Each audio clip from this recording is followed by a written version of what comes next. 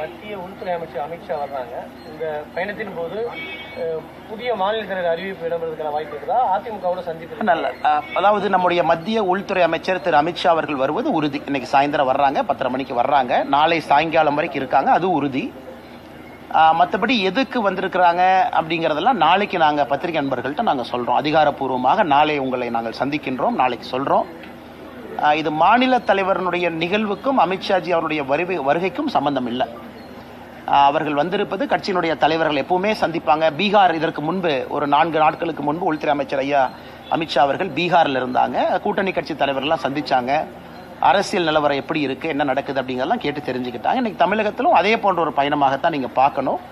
முறைப்படி நாங்கள் நாளைக்கு உங்களை பத்திரிகை நண்பர்களை கட்சியின் சார்பாக நாங்கள் சந்திக்கும் பொழுது உங்கள் கேள்விகளுக்கு சம்பந்தமாக நாங்கள் பதிலளிக்கின்றோம். தமிழக முதலமைச்சர் நீட் தொடர்பாக அனைத்து கட்சி கூட்டம் நடத்திட்டு தொடர்ச்சியா சட்டப்பூர்வம் நடத்தினா நீட்ல இருந்து தமிழகம் விலக்கு பெறும் அப்படின்னு சொல்லிட்டு இது தீர்மானம் நிறைவேற்றிருக்காங்க. தீர்மானத்தை ஆனால் இது புதிது கிடையாது. இதற்கு முன்பு கூட தீர்மானம் நிறைவேற்றினது, அது புதிது கிடையாது. அந்த நிறைவேற்றப்பட்ட தீர்மானம் உங்களுக்கு தெரியும். அது ஆளுநர் ஐயா கிட்ட போகும் பொழுது ஆளுநர் அவர்களுக்கு அதில் அதிகாரம் கிடையாது. அது நியாயப்படி அவங்க ஜனாதிபதிக்கு தான் அனுப்பணும். காரணம், அகில இந்தியா முழுவதும் இருக்கக்கூடிய ஒரு பரீட்சை.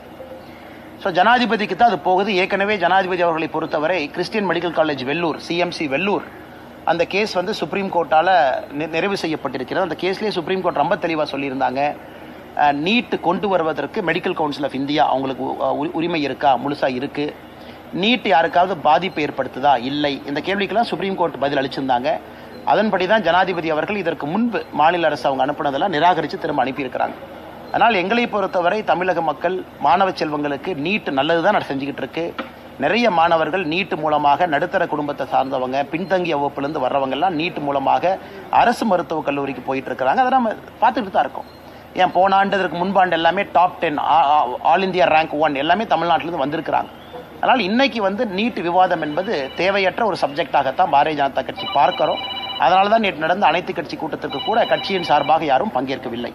தமிழக ஆளுநர் தமிழக அரசினுடைய நடவடிக்கைக்கு எதிராக இருக்காங்க குற்றச்சாட்டு வச்சிருந்தாங்க. இந்த 10 சட்ட மசோதாவுக்கு இப்போ சுப்ரீம் கோர்ட்டில் போயிட்டு அப்ரூவ் வாங்கியிருக்கிறாங்க.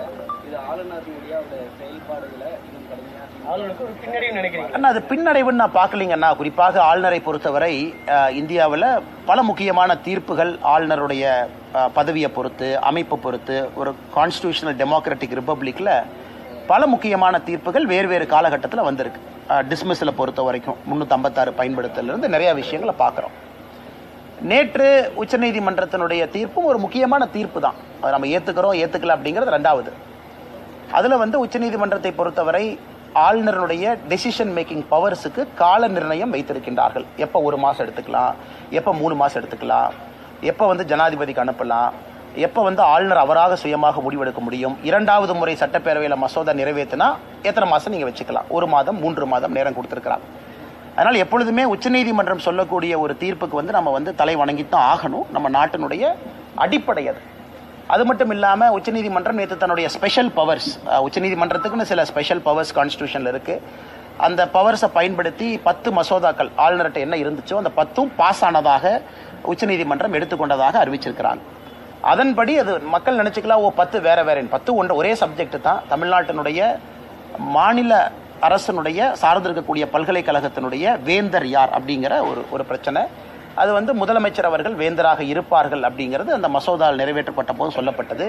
அந்த 10 அவ்வளோதான். Fisheries university, Tamil Nadu agri university, எல்லாம் ஓப்பன் யூனிவர்சிட்டி எல்லாத்துக்கும் சேர்த்து அது வந்திருக்கு. பாரதிய ஜனதா கட்சியை பொறுத்தவரை உச்சநீதிமன்றத்தினுடைய எல்லா தீர்ப்பையும் நம்ம அனைவரும் ஏற்றுக்கொள்ள வேண்டும், அப்படித்தான் பார்க்கிறோம். அதே நேரத்தில் எங்கேயும் மாநில அரசு அத்துமீறும் போது ஆளுநர் கேள்வி கேட்கக்கூடாதுன்னு உச்சநீதிமன்றம் எங்கேயுமே சொல்லலை.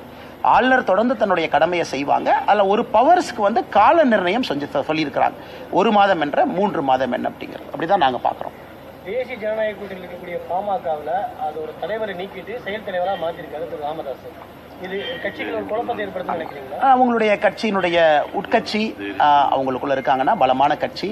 இதை நாங்கள் பாரதிய ஜனதா கட்சியிலேருந்து கருத்து சொன்னால் அது சரியாக இருக்காது என்று நினைக்கின்றோம். நிச்சயமாக எதாக இருந்தாலும் மதிப்பு மிகுந்த டாக்டர் ஐயா ராமதாஸ் அவர்கள், மரியாதைக்குரிய அண்ணன் அன்புமணி ராமதாஸ் அவர்கள் நல்ல ஒரு முடிவெடுப்பாங்க. தொடர்ந்து தேசிய ஜனநாயக கூட்டணியை வலுப்படுத்துவாங்க. தமிழக மக்களுக்காக தொடர்ந்து உழைப்பாங்க அப்படிங்கிற நம்பிக்கை எல்லோருக்கும் இருக்குங்கண்ணா. பாஜகவோட தயவுக்காக அதிமுக தனது ஆதரவை தமிழக மக்கள்கிட்ட இழந்து வருவது திருமாவளவன் விமர்சனம் வச்சிருக்காங்க. அண்ணே, இது இன்னைக்கு நம்ம இந்த இடத்துல இருந்து அரசியல் பேசினா சரியா இருக்குமான்னு தெரியலீங்கன்னா, காரணம் வந்து நம்ம தமிழிசை அக்கா இல்லத்துக்கு வெளியிருந்து பேசுகிறோம். திருமாவளவன், அதனால் நான் கடினமான எந்த வார்த்தையை இன்னைக்கு பயன்படுத்த விரும்பலைங்கன்னா, திருமாவளவன் பொறுத்தவரை இது ஒரு அரசியல் பேச்சாகத்தான் நான் பார்க்கின்றேன். இன்னைக்கு அவர் எங்கே இருக்கிறாரு, எந்த கூட்டணியில் இருக்கிறாரு, அவருனால தமிழக மக்களுக்கு நல்லது நடக்குதா, திராவிட முன்னேற்ற கழகத்தினுடைய ஆட்சியில் அண்ணன் திருமாவளவன் அவர்கள் சந்தோஷமா இருக்கிறாங்களா அப்படிங்கிற கேள்வியைத்தான் பத்திரிகை நண்பர்கள் கேட்கணும்.